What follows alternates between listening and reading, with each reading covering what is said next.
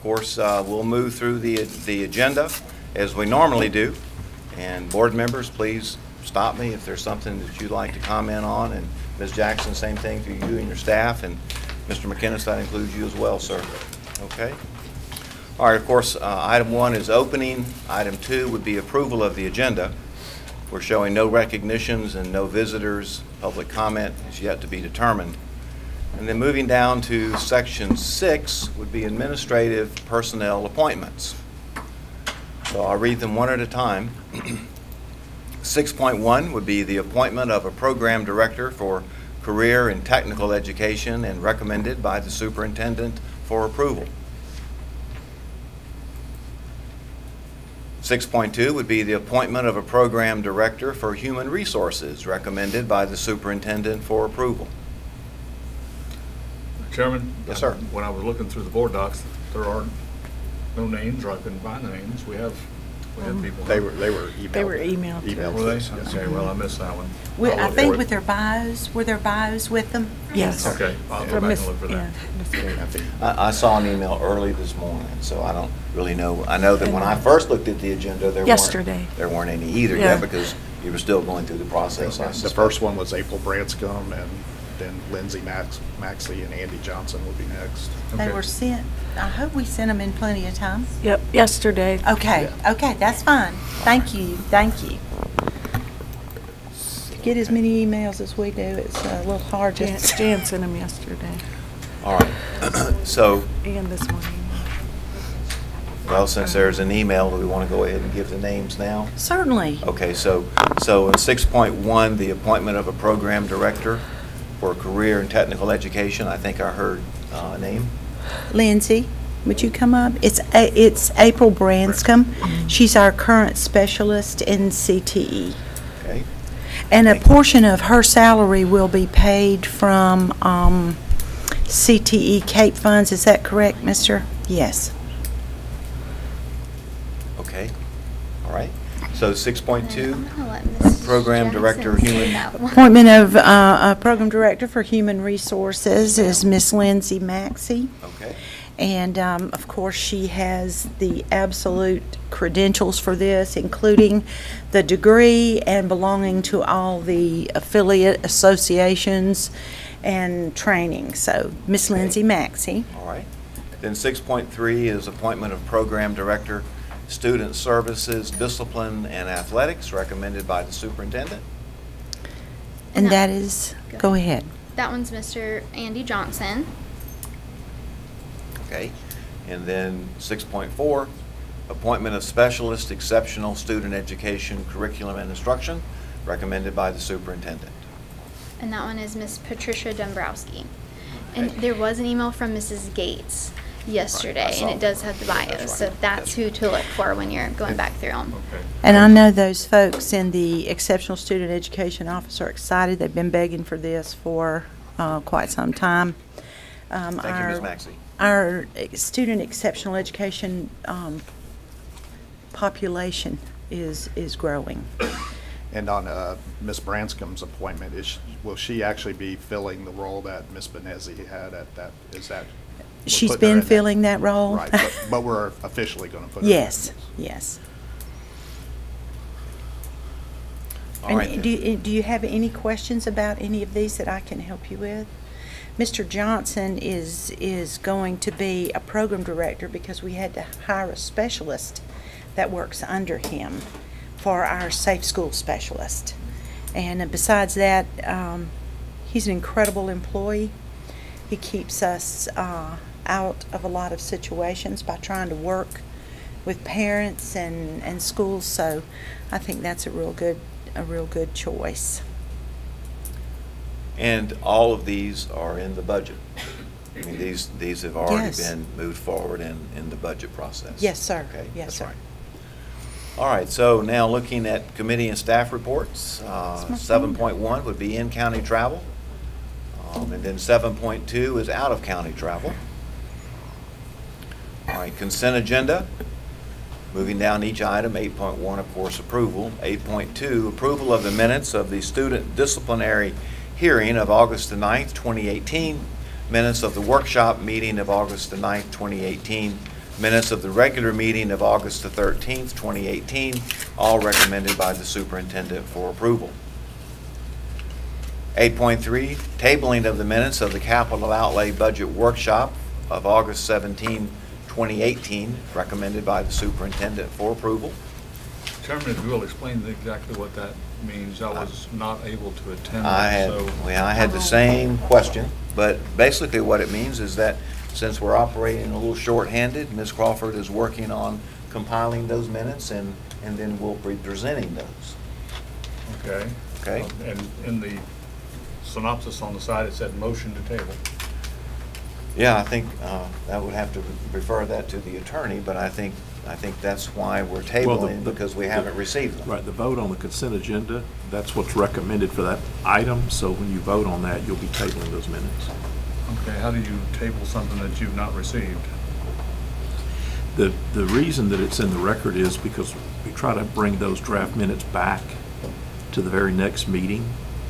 That particular meeting occurred so close in time to this meeting that the minutes are just not yet in draft form to bring to you. So it's really for the purpose of the record, showing that we haven't forgotten about those minutes, and at the next meeting, we did take some action relating. You've just tabled them because they're not ready. Okay, I guess my question is a technical one, Ms. McGinnis. A motion to table can only be made by a board member, and this is on a consent agenda. I don't really know how that works under Robert's rules. Well, a board member will have to make a motion to approve the consent agenda. That's the question I wanted to answer, Yes. so I don't think we'll have any problem doing that. Right. Good point, and I wondered about it too. I never had seen that before, so. And I hadn't either, but Right, we'll get it done. Okay, all right. All right, 8.4, invoices to be approved for payment presented by Mrs. Scallon, Chief Financial Officer, and recommended by the superintendent for approval. 8.5, payroll warrant register and accounts payable warrant register for July 2018 totaling $6,767,453.36, presented by Ms. Rita Scallon, Chief Financial Officer, and recommended by the superintendent. 8.6, school donations presented by Mrs. Scallon, Chief Financial Officer, and recommended by the superintendent. 8.7, renewal of fuel purchasing agreement with Baker Fire District, presented by Mr. Vince Wyndham, Program Director Purchasing, and recommended by the superintendent. 8.8, exempted purchase over $25,000 curriculum associates, presented by Mr. Vince Wyndham, Program Director Purchasing, and recommended by the superintendent. Excuse me, yes ma'am. Dr. White, I don't want to put Mr. Chambers on the spot because I didn't tell him I was, but I mean, again, just for the purpose of the public, this is a software package that we use. It aligns with our school performance plans to increase learning gains for our students and give them, you know, extra opportunities to get up to grade level in their area and working. And I know I don't want to say recently, but you know, been using iReady and have been really happy with its performance in our schools and its ability to help students on an individual basis. Pardon? Primarily for Title I. And that was kind of my next question. I know it's the next item, but Northwood was separate. Okay. So iReady, we have iReady Reading and Math for the district as our primary Title I program for our students, and then we have some schools that go above and beyond, such as Northwood, and they do it across the entire school. Okay. So they choose to use their own funds, Title I, to go above and beyond. Okay. Yes, ma'am. All right. Well, 8.9, exempted purchase over $25,000 curriculum associates for Northwood, presented by Mr. Wyndham, Program Director Purchasing, and recommended by the superintendent. I was going to comment, but Sure. Mr. Chambers kind of stole my thunder there. But Well, I was we jumped gonna- ahead of I ourselves. was going to comment how much I appreciate Northwood and Dr. Good, how they are really embracing this, and the results have been really positive for that school. So, but thank you, Mr. Chambers, for beating me to the punch there. Yeah, y'all got ahead of the agenda. You're not supposed to do that. All right. 8.10, exempted purchase over $25,000. Imagine Learning, presented by Mr. Wyndham, Program Director Purchasing, and recommended by the Superintendent.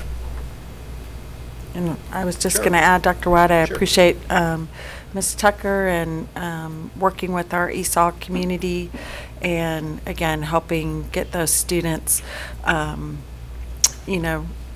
ready and able to work in our setting. And so, again, these are, big items that we don't really go into, but it's a big part of our schools and our learning population. So. Thank you, Ms. Thrush. All right, so 8.11, renewal of ITB 16-01 petroleum products and antifreeze, presented by Mr. Wyndham, Program Director Purchasing, and recommended by the Superintendent. 8.12, exempted purchase Renaissance, presented by Mr. Wyndham, Program Director Purchasing, and recommended by the Superintendent. Again, just probably because I'm a parent and I have AR readers in my home.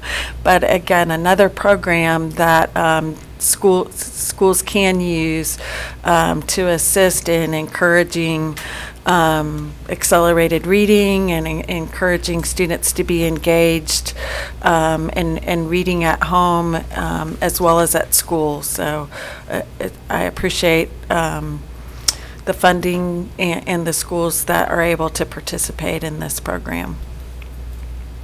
Okay. 8.13, service agreement number 19-36, Northwest Florida State College AmeriCorps, presented by Mr. Wyndham, Program Director Purchasing, and recommended by the Superintendent. Me again. I was just going to add, this is our Grasses and Classes program for members of the public, and it's really a public partnership using AmeriCorps students and to work with our students in our school district as well as our instructors, and it helps our community. So because the students end up planting these grasses that they grow at their schools in our community. So it's a win-win all around, and appreciate this partnership through Northwest Florida State College and AmeriCorps. Okay, thank you. 8.14, service agreement number 19-37, Denise DeCary, presented by Mr. Wyndham, Program Director Purchasing, and recommended by the Superintendent. 8.15, service agreement number 19-39, Jamie Fields, presented by Mr. Wyndham, Program Director Purchasing, and recommended by the Superintendent. 8.16, service agreement number 19-40, Brent Purcell, presented by Mr. Wyndham, Program Director Purchasing, and recommended by the Superintendent. 8.17, service agreement number 19-41, Chrissy Leslie, presented by Mr. Wyndham, Program Director Purchasing, and recommended by the Superintendent. And Dr. Yes, White, ma'am. I would just add that those last 4 items, they're all paid with internal funds. So again, these are supplemental instructors that are able to work with our, typically our fine arts programs, our dance teams and band programs, choral programs sometimes, but they're having to be funded by internal funds that those extracurricular activities have to fundraise.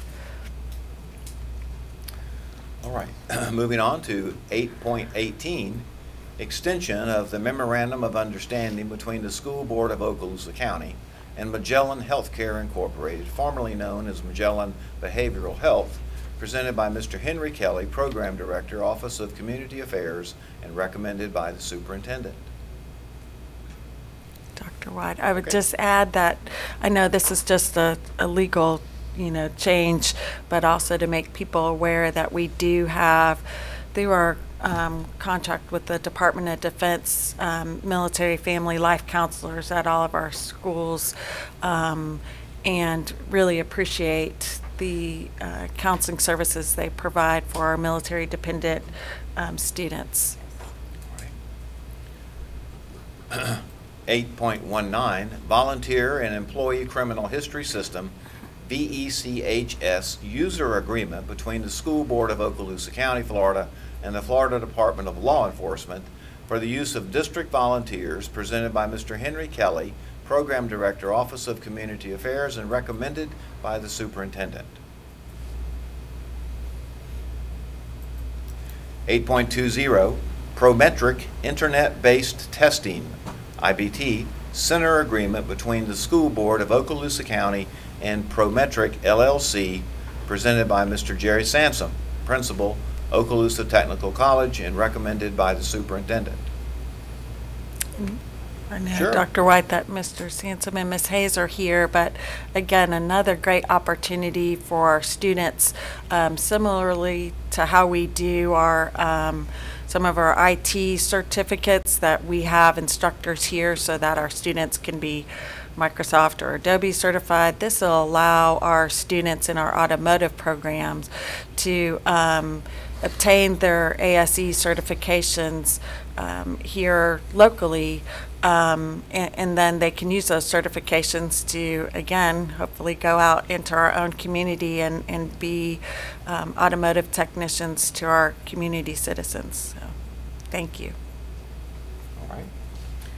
8.21, PACT license agreement between the School Board of Okaloosa County and Home Builders Institute to provide services to students in the CTE programs in Okaloosa County during the 2018-2019 school year, presented by Ms. April Branscombe, CTE Specialist, and recommended by the Superintendent. Dr. White, I'd like to comment because this Sure. affects two of my schools. Sure. But just to see that, again, we're offering these classes of electricity, electrical, and construction, and this will actually help those trainers, teachers become certified instructors, which will help those students be able to get their certifications. And again, this gives an avenue for those kids who don't necessarily want to go to college but learn a trade, and we're offering that to them at two of our schools there. So, Thank you, Mr. Bryant. thank you. All right. So, moving down now to Section 9, Superintendent's Human Resources Recommendations. 9.1 is an information item. Employees on administrative leave, presented by Mr. Marcus Chambers, Assistant Superintendent, Curriculum and Instruction. 9.2 is a request to advertise a public hearing for adoption of a new job description, Document Data Technician, MIS, presented by Ms. Lindsay Maxey, Specialist, Human Resources, and recommended by the Superintendent for approval. Mr. Horton, would you mind? Excuse me. Yes, ma'am. Welcome, Mr. Horton. Thank you, Dr. White, board members. We're bringing this job description for you in hopes of getting it approved to advertise. We have, and I'll just say this, over the past year to 18 months, we have conducted a stress test of sorts on our public records department, and as you know, our department consists of one person, Eric Mitchell, and I can't let this opportunity pass without saying probably any other person that I could think of other than Eric who probably would have had some real issues. As it is, there's a clear need, I think, at this point to have some support in that area.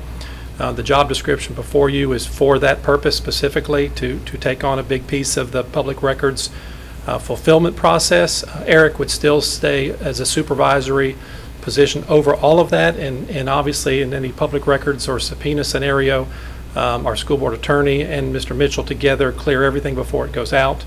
But it's something that we feel strongly that is needed, and we hope for a favorable outcome on this. It is an annual position, and if at some point down the road in years to come, we'll review this position and the need for it regularly, and would only bring this to you on an annual budget basis if we felt like it was needed. So you would have our understanding that we know that to look at and see how much this position is needed going forward, but it is needed at this time. Questions or comment, board members? No, I think the the position is needed. We have an obligation to fulfill those requests in a timely manner. Yes, sir. And I just think the volume was too much for one person to do. Okay. Thank you, Mr. Orton.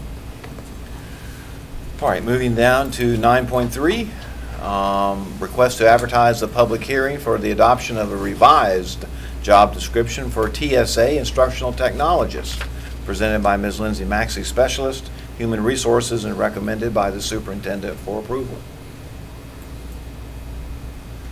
9.4, personnel recommendations, presented by Mr. Marcus Chambers, Assistant Superintendent, Curriculum and Instruction, and recommended by the Superintendent. And Yes, Dr. ma'am, White, sure. you know, it's kind of related, but I know previously the superintendent has kind of given us an update on new hires and how many positions we have left. You know, were we successful? I know last time we had about less than 10, I think it was, somewhere between 5 and 10 positions, but I know you guys have been working diligently and interviewing. Okay. I think we have 10 instructional still out there, Okay. but we can definitely give y'all that on Monday night, the sure numbers. We'll And, find and that that's out. not a unique situation for No. Okaloosa. No. And I want to be sure we get that out there. I mean, there is, in fact, a national, state, and even local. I would even teacher venture to shortage. say we have way less. That's what I was going to That's say. I right. think That's other right. school, Yes. surrounding school That's right. districts are having a much Definitely. more That's right. difficult I time. feel so- we're in a better place That's than right. most other school districts. Thank you, Ms. Maxey. All right, 9.5, employee transfers, presented by Mr. Marcus Chambers, Assistant Superintendent, Curriculum and Instruction, and recommended by the Superintendent for approval. 9.6, employment separations, presented by Mr. Marcus Chambers, Assistant Superintendent, Curriculum and Instruction, and recommended by the Superintendent. 9.7, leave without pay, presented by Mr. Marcus Chambers, Assistant Superintendent, and recommended by the Superintendent. 9.8, reinstatement, reimbursement of sick leave due to line-of-duty illness, injury, medical examination, presented by Mr. Chambers, Assistant Superintendent, Curriculum, and recommended by the Superintendent. All right, moving to discussion agenda. Item 10.1, review of existing contract for legal services, presented by Board Member Melissa Thrush. And again, I wanted to thank my fellow board members and Mr. McGinnis and Ms. Jackson for having this agenda item. And the purpose is, in general, just, again, because of sunshine laws, for us to have a discussion about our legal services. I believe Jan submitted to everyone a copy of the current contract for legal services that Mr. McGinnis had provided, and it's, you know, originated in 1990, and it has been had addendums to it, mainly for monthly retainer or hourly charge purposes. And then I also had Ms. Crawford send board members a couple of documents that were provided through the Florida School Board Association, Andrea Messina, and I felt like it was a good letter that she had received from, unfortunately, a now deceased school board attorney from Osceola County, and kind of talked about the different options. Currently, you know, we have an out-of-house or external school board contract with Mr. McGinnis. Some school districts have in-house legal counsel, some have contract legal counsel services like we do, and some school districts have a combination. They have both in-house and contract services. And I felt like Mr. Brown's letter to Ms. Messina kind of, you know, thoroughly kind of vetted the pros and cons of each of those. I guess for me, when I look at the current contract that we have for legal services, one concern is that we do have, and I think it's appropriate for both the school board attorney and for the school board. I believe there's a clause that says, 30-day, a termination note clause about 30 days notice. But if you'll notice in the contract, it's kind of an open contract. And in looking at, and so therefore, it hasn't been renewed or reviewed since the last addendum, which I believe was in 2006 or, 12 years ago.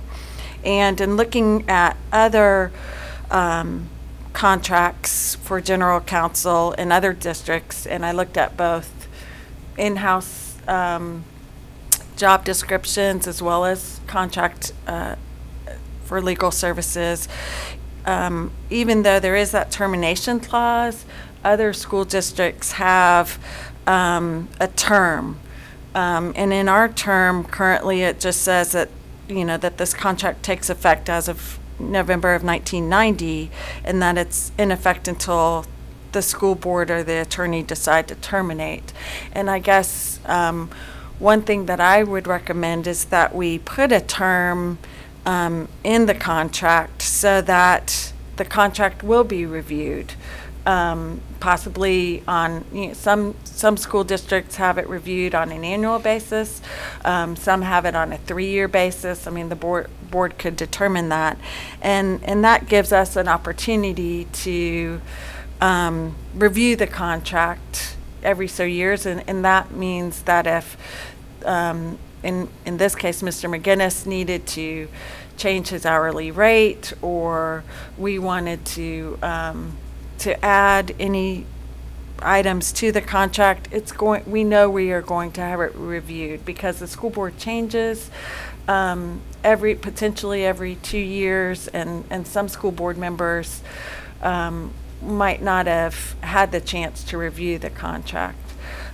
So that's one suggestion that I'd make. The other suggestion is that in reading Mr. Brown's discussion letter with Ms. Messina, and also in reviewing other contracts, there's a variety of school districts in the state of Florida. We have 5 of the nation's 12 largest school districts are in Florida. We also have some very small school districts, and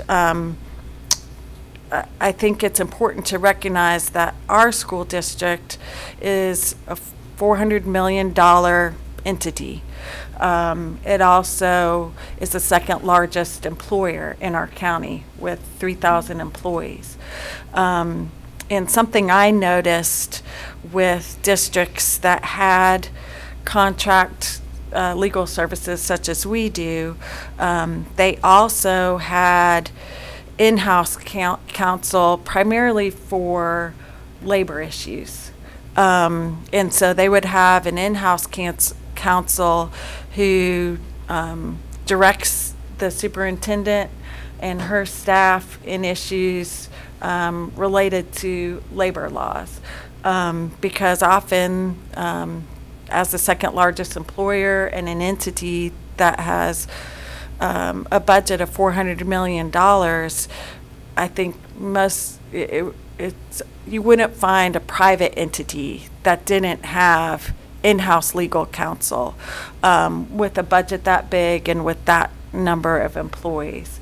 And so I can submit to board members through Ms. Crawford some other examples of school districts our size, and again, some school districts our size just have in-house counsel. I know Clay County recently made that change. Brevard County, and I forwarded those documents to you, was probably one of the more recent changes. And again, I think the news articles that I shared with you through Ms. Crawford kind of talked about the pros and cons and the decisions those board members had to make. But but I would like us to continue this discussion, and at this point, would like us to seriously consider as a board the possibility of having in-house legal counsel. Some of the cons that were mentioned in the article that Mr. Brown discussed with external or contract services is you don't have somebody available to the superintendent and staff at all times, because in our case, Mr. McGinnis can have other clients, and I'm certainly not stating that Mr. McGinnis has ever not responded to me in a timely manner. I mean, he certainly has, but I'm just talking in general. When employee situations arise, sometimes they need to be held or dealt with in an extremely timely manner, and having outside counsel that has other clients and a busy schedule can sometimes have schedule conflicts. You know, I can continue to discuss this item, and I don't know how other board members feel after reading some of the documents I provided, or if they would like me to provide more information or kind of an updated list of other districts in the county. But at a minimum, I would like us to consider updating the contract to have a term so that it ensures that the school board is regularly reviewing our contract for legal services. And then I'd also like us to consider an option of having an in-house counsel, possibly in addition to having contract for legal services for the school board. Because I think we've stated clearly at different times, Mr. McGinnis's position or the school board attorney's position is to represent the school board. And oftentimes, when he does have that obligation, he will recommend to the superintendent, and we will usually approve that we hire out contract for legal services to represent the superintendent in cases where he needs to represent us directly. So I also know that Ms. Gallen has provided an update and then made a revision to the financials kind of historically to give us a summary of our legal services financial history. And again, that can change year to year, but I think it was pretty obvious to see some of our historical legal services, and despite a couple of years, it was pretty remained pretty consistent across the board. And the only other item I would add is potentially if you did have in-house counsel, then the board might have to consider some of the positions, whether it's the administrative assistant position that I know we're recently interviewing for, or potentially needing another position for an in-house counsel attorney if that was something that the board wanted to consider. So I didn't want the board to think that this, making a change would necessarily be a cost savings. I think that's, something that we can try to review in looking at that financial history of, what we're paying for contracting out legal services, versus what we would gain from hiring an in-house counsel.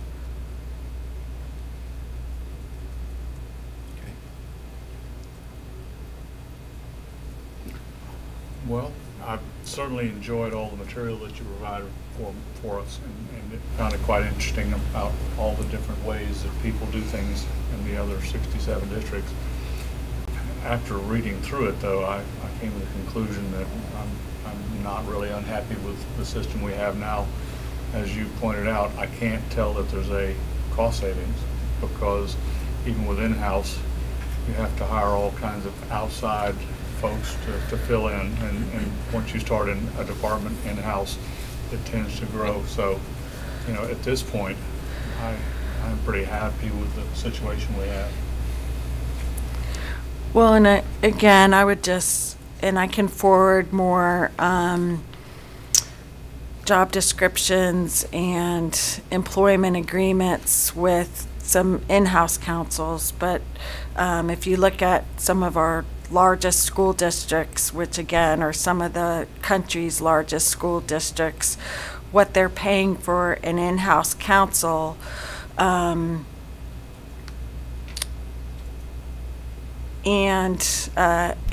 what they're paying for contract services, in their minds, it kind of outweighs the needs of the day-to-day issues, and normally those issues are related to labor issues. And I certainly can do that so that other board members can see what the salaries of some of the in-house general counsels are for some of the nation's largest school districts in comparison to what we're paying as, you know, probably on the low side of a smaller mid-sized school district.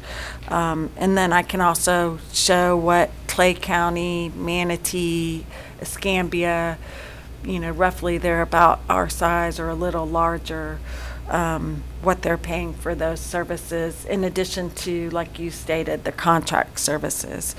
Certainly the larger school districts have multiple in-house, you know, attorneys, but for the most part, most districts, you have an internal general counsel. They might have one other position, and it's normally a paralegal position. I haven't, you know, seen where, and some of these school districts have been doing that for years, so their legal counsel departments have not grown. And I don't know when Escambia made the change, but I think that summary was also included in the document that I forwarded to you through Ms. Crawford, and it kind of, they had an audit done of their own legal services department and kind of showed what they were paying. I have a question for Ms. Marshan. Well, first of all, I just want to say thank you for all your hard work and getting this prepared for us and all that. What is the normal review process of a contract that you've noticed through most school districts? You know, you mentioned 1 year, 3 years. What have you found to be the normal on that? I believe, I mean, and again, I didn't review all 67, and I certainly can compile something like that for board members. I know FSBA provided me something, but it was not up to date. But normally it's on an annual basis. And again, we don't currently have an evaluation system in place, and other school boards have an evaluation system in place as well. So, but normally it's on an annual basis, and again, I think that's, and I would probably have to defer to the school board attorney, but most contracts in general, sometimes we have contracts for 3-year terms, but generally we don't go beyond a 3-year term, and I think that, and I did recall seeing at least one school district that had a 3-year term. And you just mentioned about evaluating, and you know, Mr. McInnes isn't really a direct employee of the school district, so I don't know how evaluating him would be, you know, how do you determine that would be effective? Well, again, different school districts handle it differently. You know, obviously for in-house counsel, most of those agreements say that they'll use the guidelines established by the school district and school board for evaluating employees. For contracted legal services, some contracts did have written in them, you know, I would say broad terms for an evaluation of the school board attorney. It basically kind of says an evaluation will occur as established by the school board or school board attorney. And I don't have a copy of that evaluation metric, but I could reach out to those school districts and inquire about their evaluation metric. So following up on that, the evaluation, because Mr. McGinnis, we go directly to him, he can come directly to us. Mm-hmm. Isn't it fair to say we can evaluate him at any time if we don't agree with? And that's or- pretty, when I say broad, most of the contracts that I did see that mentioned an evaluation, that's kind of the verbiage that was in that contract, that that an evaluation can, at any time, a school board member could share with the contracted attorney.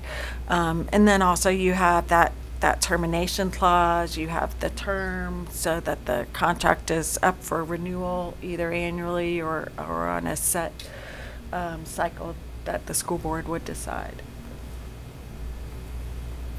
Well, the thing that needs to be done is, which, you possibly don't have a complete change in the board here very recently, but the thing that needs to be decided today, I guess, is, as Mr. Destin just mentioned, is the current board at this time. We need to just go ahead and answer the question, are we satisfied with what we have today? If that's the case, then we need to just go back and move on. Now, if we, because when you start talking about in-house counsel, then, even though, yes, the board's responsible for attorneys, but as Ms. Jackson has brought up previously on numerous occasions about in-house attorney for her as far as basically for HR. So what I'm saying is for right now, currently, with me fixing to leave the board, you're fixing to leave the board, if the board wishes, me personally, I agree with Mr. Destin that I'm satisfied at this point in time with the way legal services provided. And what we need to decide is, if three of us feel that way, then truthfully, we need to leave it and just move on. And then, at some point in time, because when you start talking about in-house, I mean, that's really, because truthfully, when I start looking at attorneys, and the first statement you said was that we may not save any money. Well, what I'm always looking at is, because, hey, when you mention attorney, you mention money. And it doesn't matter where it's Mr. McGinnis or who it is. I mean, unfortunately, in the time, we all know that if you just look crossways, we're getting sued, and we live in a different world now. But yes, one of my most important things would be looking at changing anything would be, could we save this school district money? And when you've indicated that may not be the case, but what I'm saying currently now, I think the board just needs to decide if we want to leave the services as they are. Well, there's going to be a complete change of the board here very recently, and then whatever change we make, I mean, it kind of sounds like what Ms. Jackson has suggested previously about her needing help mainly in the HR. Well, all that then needs to be considered, because if you go with in-house attorney, I hate to say this, but truthfully, that's going to affect very dramatically the system we now have that we had for a long time.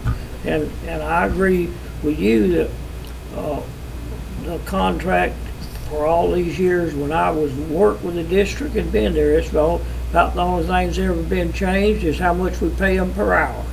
And that's basically it. But what I'm saying, Mr. Chairman, is I think that what we need to decide, really, I guess, and I will have the attorney tell us if we can do it, is if three members of the board at this point in time wish to stay with the current system, then I think that needs to end it. I mean, I don't know, that would be my suggestion at this point in time, because with that fact, I'm leaving the board very recently. And I agree with Mr. Destin. I'm prepared to stay with the system we have right now. Yes, sir. Yes, sir. And I appreciate the thought. I understand where you're going with that. But I guess my question is since the board decided to add this as an agenda item, it's on the agenda. It's 10.1. And currently, it's listed as an action discussion item. And so, given the fact that it's listed as an action item, I don't know how to respond to that except to inquire, do you propose to make a motion Monday evening regarding these items that you've talked about?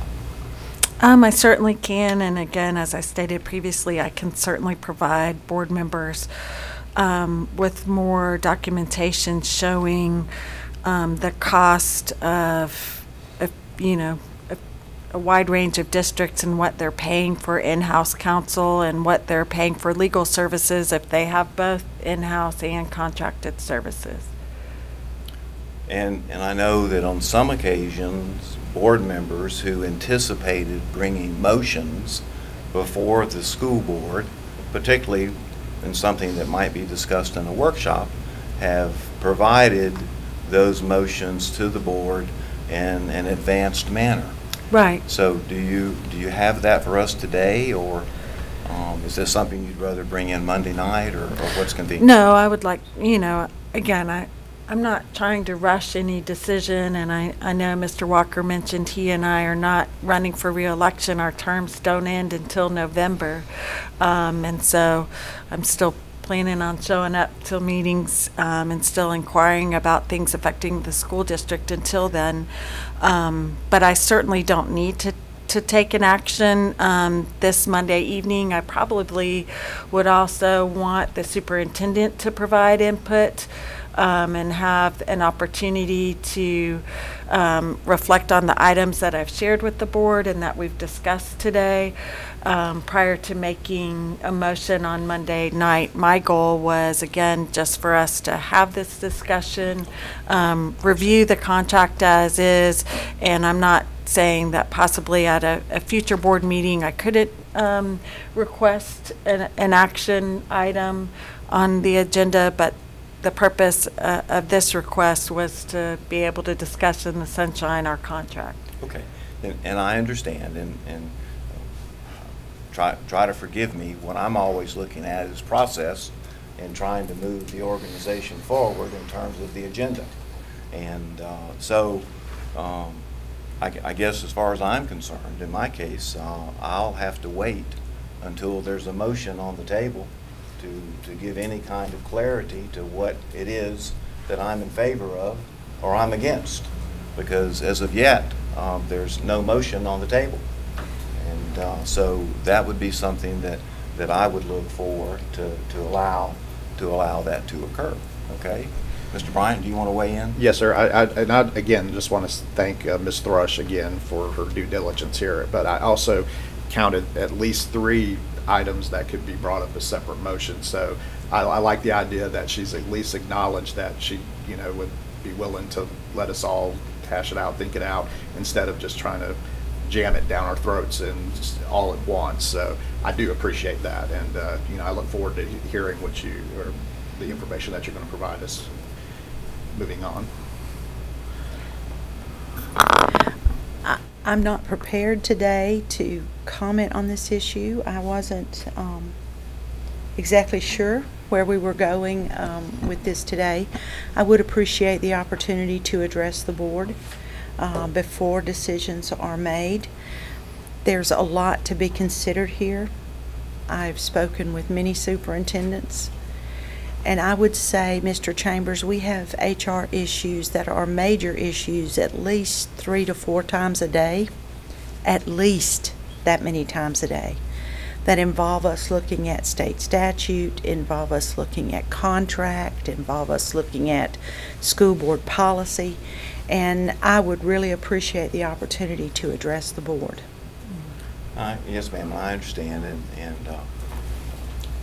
trying to add a little levity here. This is not a new topic. No, I've brought it a few times. And I just want to try to make sure that we're following the correct procedures.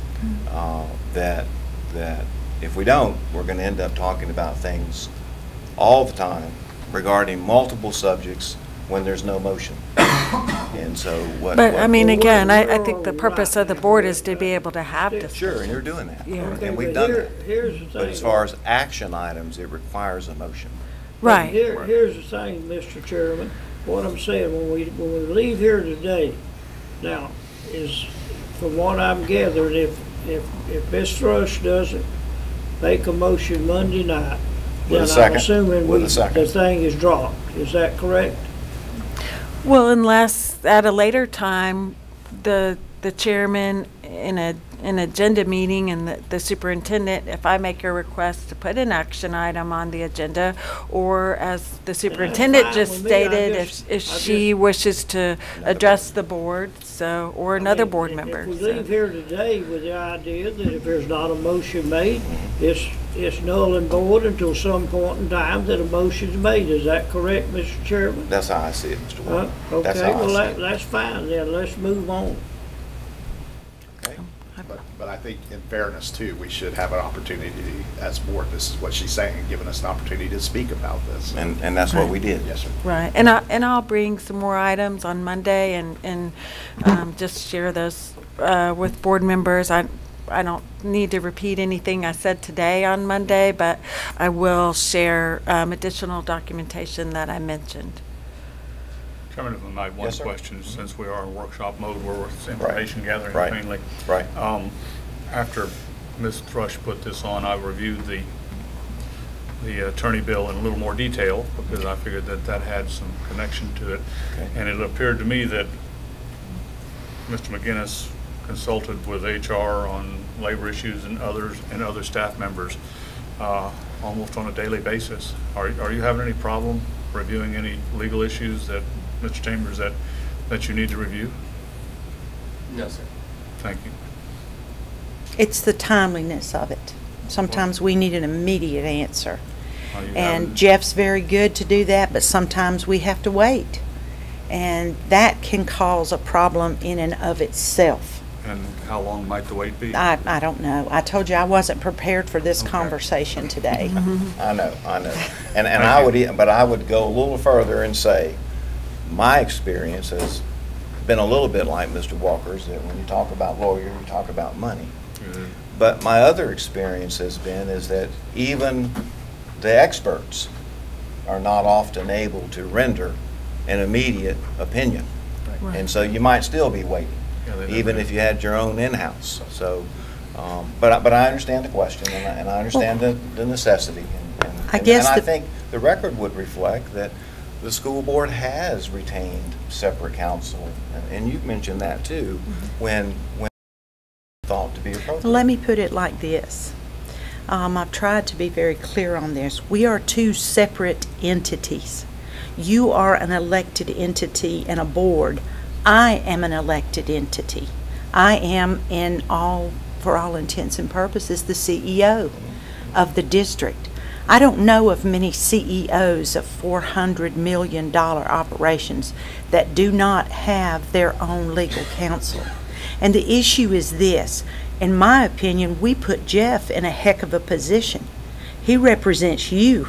He's going to always do what is best to protect you, right or wrong. That's his job. And sometimes that includes protecting you and the Sometimes it district. does, Right, sometimes right, it does. right. But I do know that I will be much more prepared for this conversation. To me, one attorney cannot represent two separate entities. They just can't do it. I almost think that it's an ethical issue. And no, Jeff's been great. He's been great to me. He has helped me every possible way he could. But to me, we're doing a disservice to our staff and to our district by not providing. Why would you not want it? Is my question. I don't understand that part. Why would you not want me to have someone that I can pick up the phone? I don't need in-house counsel. I just need an attorney with a contract amount that I can personally go to and speak to about a situation. A lot of times when attorneys come to represent me, I see them the day they walk in here.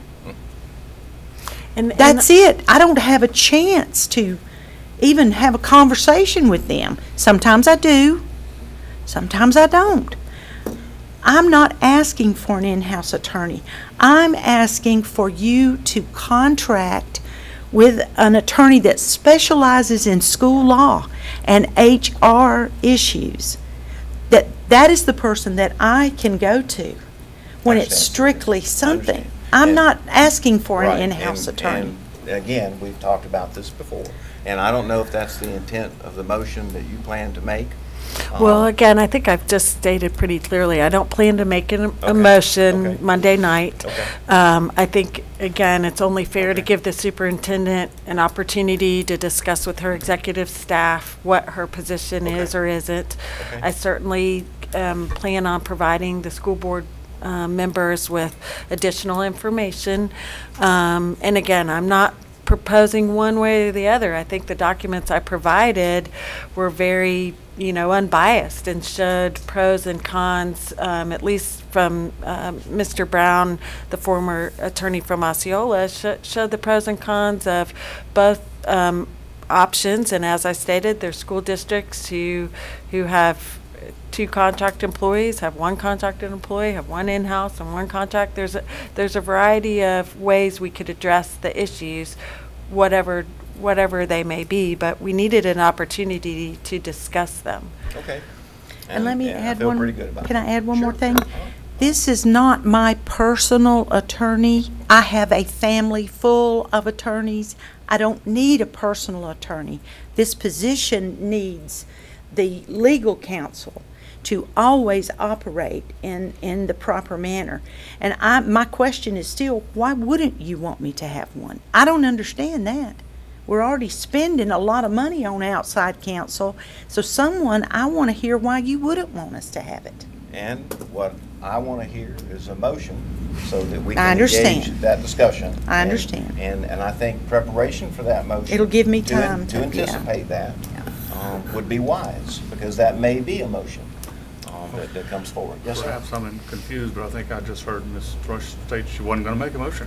Not for this Monday, but that Okay. doesn't mean that if you, again, I don't know if I'm not clarifying correctly, but, I don't think it's fair to ask the superintendent or any board members to come up with their position without receiving more information. You stated, Dr. White, that you would like to, I personally would like to know more information from the superintendent's position.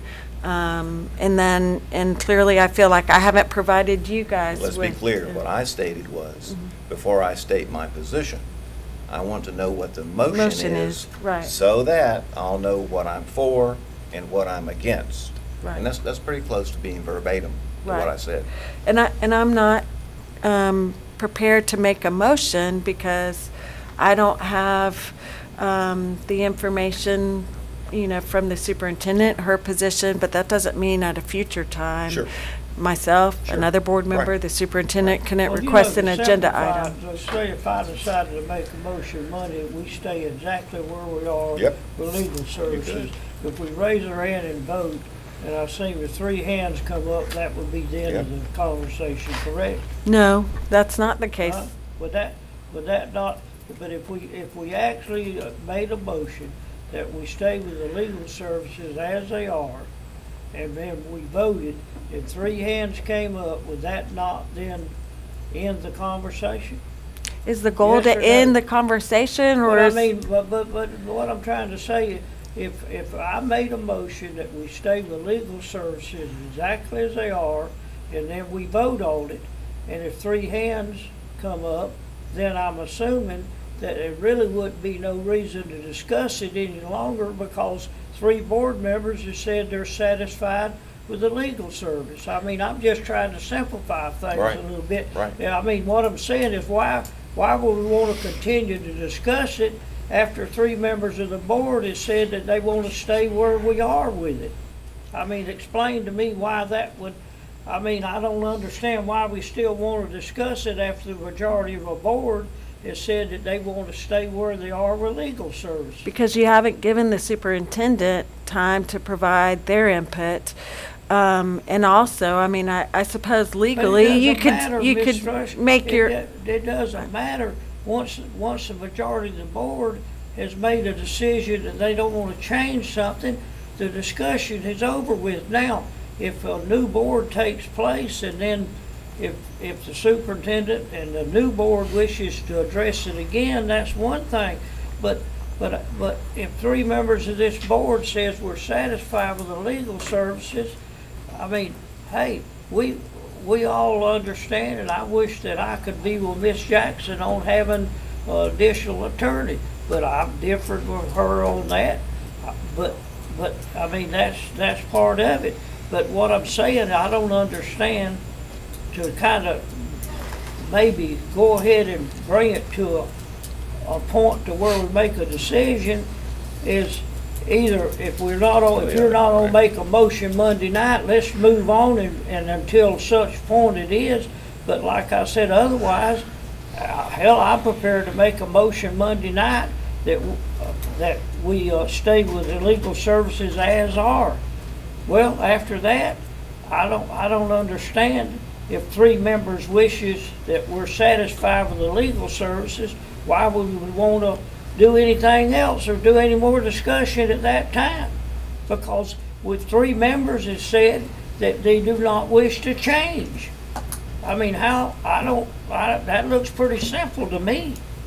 Well, and certainly board members are entitled to their opinions, and certainly I think, you know, as you stated, you could make a motion, and if you get 3 votes, my position is that I would not appreciate the board taking a vote on an item without getting full input from both the superintendent and other board members.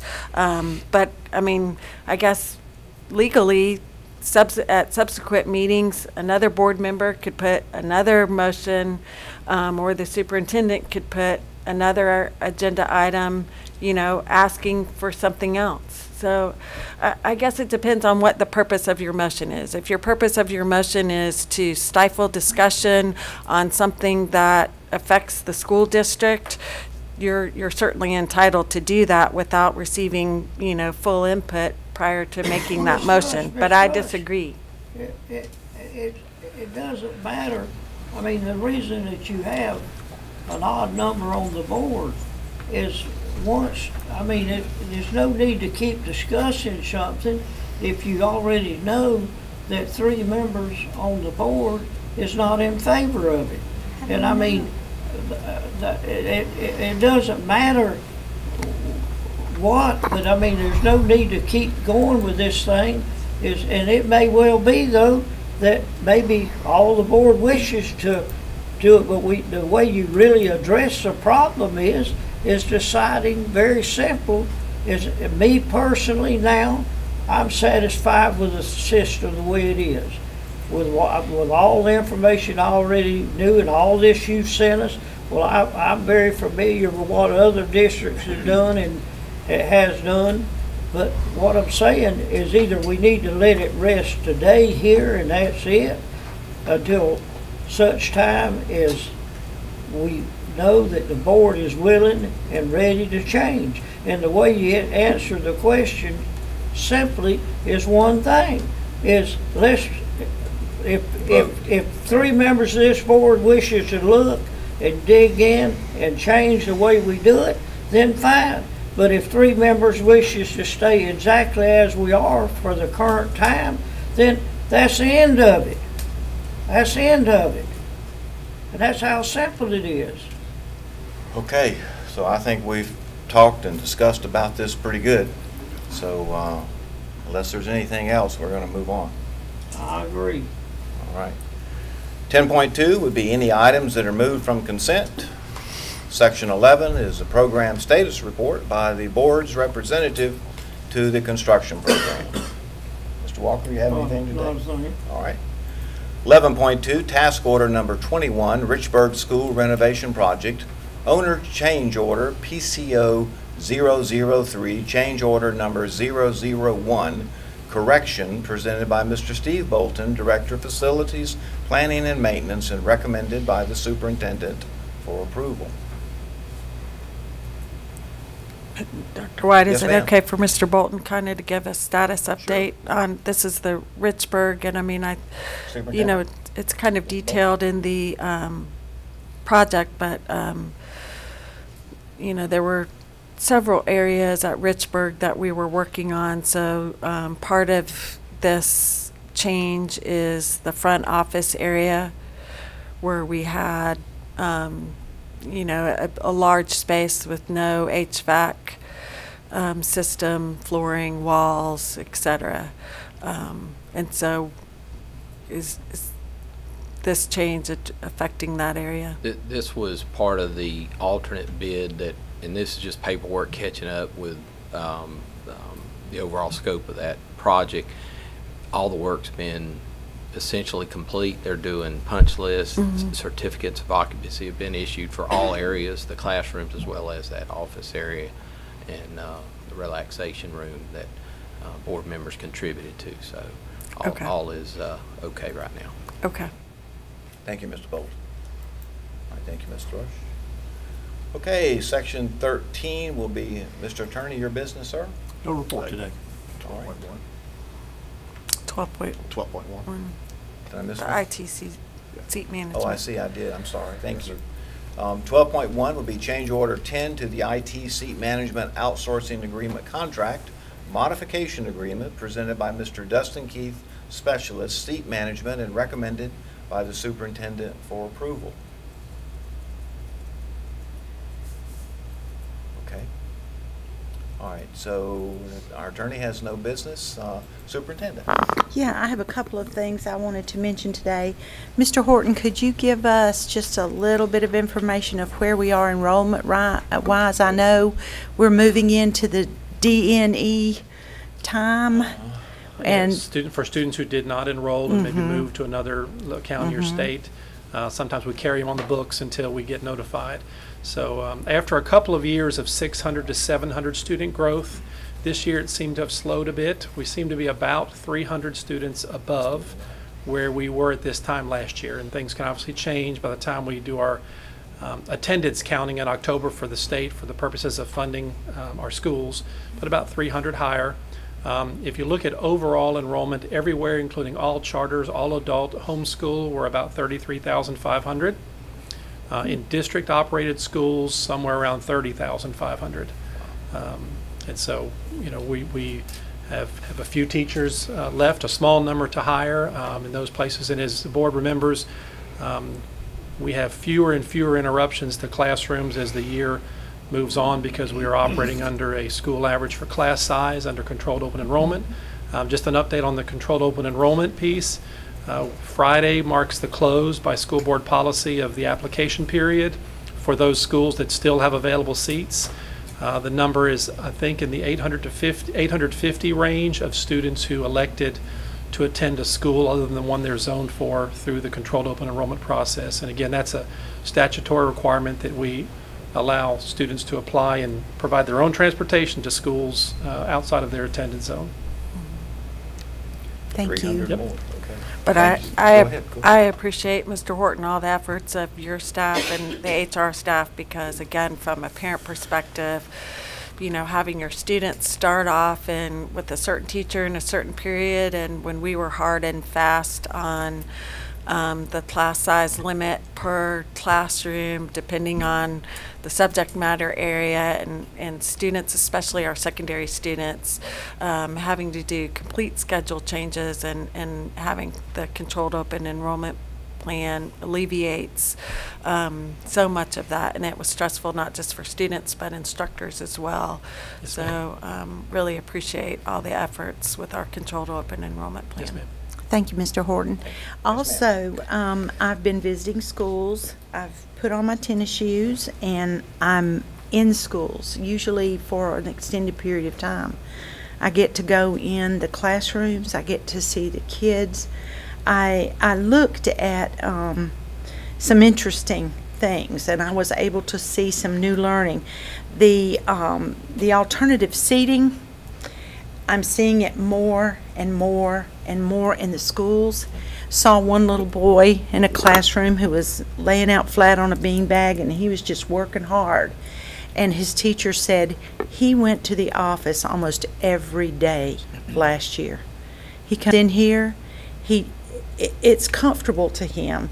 And little kids sitting on the floor, little kids in rocking chairs, little kids in wiggly chairs. But I'm seeing that, and I'm realizing these principals. In fact, I spoke with Mrs. McSparron yesterday specifically. She said, it's amazing what this does for our discipline referrals. So even a small change can make a big difference. I also visited with Baker School last week. I can't remember when it was, but they have the largest 6th grade class that's ever been at that school. They have 156 kids. Wow. That is a tremendous increase for them there at that school. I had the chance to go in Lewis, and I love their SOAR theme that they have there. I walked out there to look at those canopies that they took me around and had a chance to see all of that. It's very fascinating, but their whole mantra this year is success, success, success. Don't give up. Never, ever give up. And that was from the Taylor Haugen family, and they have incorporated that into their school, which I thought was remarkable. And I had a new teacher a new staff member to us there who said to me, he came from a large high school in Escambia County, and he said, you come to Okaloosa County and you go into this middle school at Lewis. He said, it's like not even going to work. It's night and day. And he said, I'm so thankful to have the opportunity to work here in this district. I'm happy to report to you we have had less bus phone calls, and the entire time I've been here 5 years or 6, feels longer some days, but I've been here, and they've done a superb job with getting information out to parents, using our newly revamped website. It's just great. And so there are fewer conversations because parents already know. And we've been using our call-out system very effectively to let parents know. We even asked them to be patient with us the first couple of days of school. Didn't get but one phone call about the long lines and the drop-off and the pickup. So I know they're still there, and I've ridden out to see a couple of those as they were happening. But I'm so pleased. And I'm afraid to say this because, Mr. Walker, it's going to jinx me. I know it is. Don't say it. I'm just saying this has been an unusual start to the school year, and I don't know that I have more gray hairs as a result of that or not. I just can't praise our principals enough. They've taken the time to get information out, and we're learning that communication's the key to a lot of this and a lot of problem solving. So just that's about it. We've got a few little things going on, a few little overcrowding here and there, but otherwise, as I've visited these schools and had a chance to see them, I'm so pleased. I'm so pleased with what I see. Very good. Thank you, Superintendent. Mm-hmm. All right, so how about we go ahead and move down to the public hearing announcements, and then I'll come back and to board members. All right, 17.1 will be a public hearing for the revision of School Board Policy 08-06, test requirements, presented by Mrs. Karen Peak, Program Director, Professional Services, and recommended by the Superintendent for approval. 17.2, public hearing for adoption of revised School Board Policy 08-07, requirements for instructional personnel, presented by Ms. Karen Peak, Program Director, Professional Services, and recommended by the Superintendent for approval.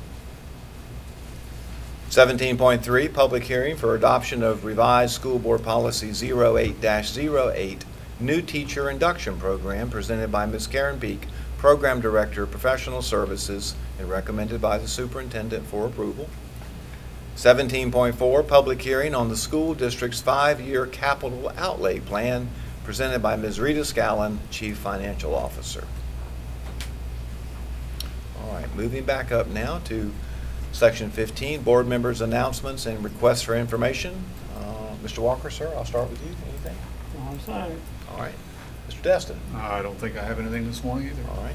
Ms. Thrush? It's more of an information request. I know at our capital budget workshop, I brought up the issue about our covered walkways to our portables, and I know Superintendent Jackson provided us with the information request that Dr. White had made. But then I know we also have some of those portables that were provided in Dr. White's information request do have covered walkways. So if we could kind of get an update to that, so that at a future board workshop, if we want to either amend the capital budget or request that the superintendent's staff review the capital budget to find more funds for canopy allocations, then we'll be prepared to do that. That's a good point, because even at Lewis, some of them are covered. All of them except the new one. And are not. And I did pose the question to the principals as I talked with some of them, why is it that ESE students are out here? And they said, well, there's only 5 or 6 of them in these portables. It's easier to move 5 or 6. They already have the bathroom in it. Than to move an entire class of 22 or 18. And I thought about that, and I thought, okay, that makes logistical sense to me. So I just wanted to share that with y'all. But again, I mean, ideally, I don't know a principal who doesn't want all of their students they do. Inside their school. They do. So, moving forward, we need to really start to figure out how we're going to address our facilities issues. Okay, anything else? No, not at this time. All right, Mr. Bryant. Just a few things. Just like Ms. Jackson, I kind of waited before I went into the schools, but on the first day I was actually into schools. It just happened to work out that way. But I did, after our meeting on Friday, I did have an opportunity to go visit Silver Sands and go check out their greenhouse. It is really coming in looking really great, and just the things that they're going to be offering to these students. They actually have a dedicated teacher for that too, which is going to be exciting. And I know Mr. Williams and Susie, I'll just say Susie, I can't pronounce her last name, but Bougele, they were really excited. They gave me a good tour of everything that was happening there.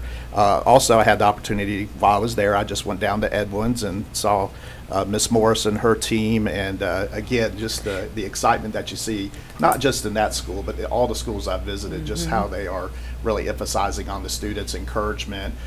You could just feel the excitement at the school, and it was really just a great visit. Miss Morris, you could just hug her, she's just that type of person. You walk in, you want to hug her. But also, I did have an opportunity to go to Richburg to go follow up on the construction there, and while I happened to be there, it wasn't a planned rendezvous, but Bernard Johnson with Gulf Power was there with some folks, and they were actually taking an interest to see what was going on in the school. So I wanted just to say thank you to Mr. Johnson and Gulf Power, and not just them, but everybody that takes a vested interest into our school district. But y'all know Mr. Johnson, he's the top dog right around here with Gulf Power. But for him to be out there and actually looking and observing what's going on in the schools, and he told me afterwards how he just didn't realize like what type of school Richburg, the services that we provided. So he was getting educated on that.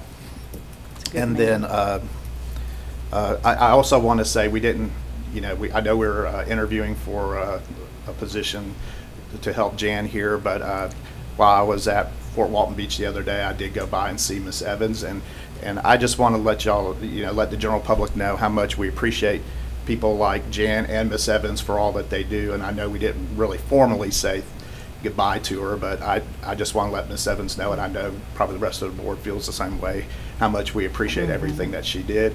I can tell you that sitting next to her, she made me look good, and I was able to, get some help from her when I needed to. And of course, Jan does the same thing. And, but I just wanted to say thank you to Miss Evans for all that she did. And she was working in the guidance office and just having a great old time there. So. Okay, thank you, Mr. Bryant. Yes, sir. And that's kind of a, I guess, a good opening into what I'll share with you. You know, when I started to do this particular job as school board chairman, there really wasn't a job description. But I'll let you know I've been building one so that, Mr. Walker, you know all the things that come along. And I thought long ago that I had separated myself from interviewing.